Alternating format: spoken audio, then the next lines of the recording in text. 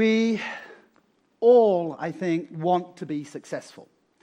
Would love to have the perfect body and the perfect relationship.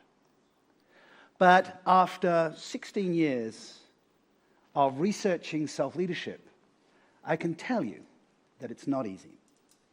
But it is worth it, and there is a framework to achieve it. We don't get a lot of early choice or autonomy about who we are. Do you remember your birth? Well, let me remind you what happened. Within a few seconds of coming into this world, you got smacked on the bum and made to cry. That really should have been an omen, shouldn't it? But then, within a few moments, you are given a name, a gender, a nationality, an ethnicity, and possibly a religion and a football team to follow. You have been framed. You have been given what we call a personal construct, which is the way you're going to look out at the world and receive the world from that moment on. If you're experiencing some pain in your life, or you're not where you think you should be, it's likely there's a frame at play. And the question I have for you is, how can you be yourself when somebody else is writing the script?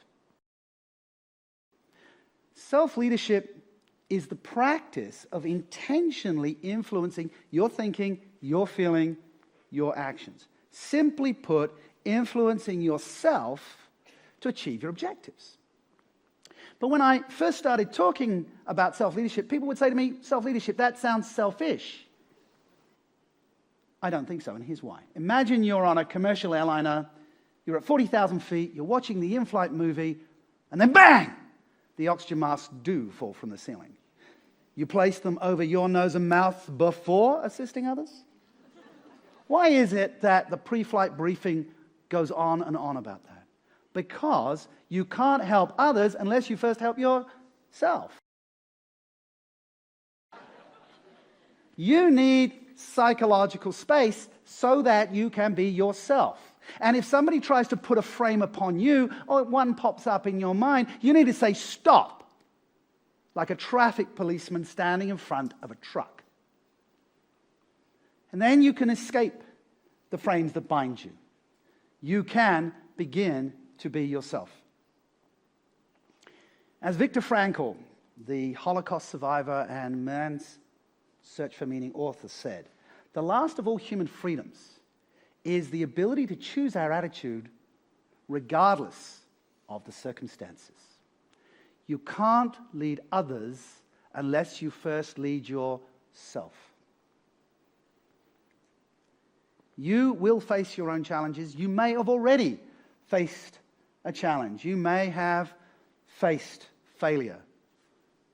You may have fought cancer. You may have been bankrupt, been through divorce, loss of a loved one. It's okay to feel bad, but it's not okay to stay there.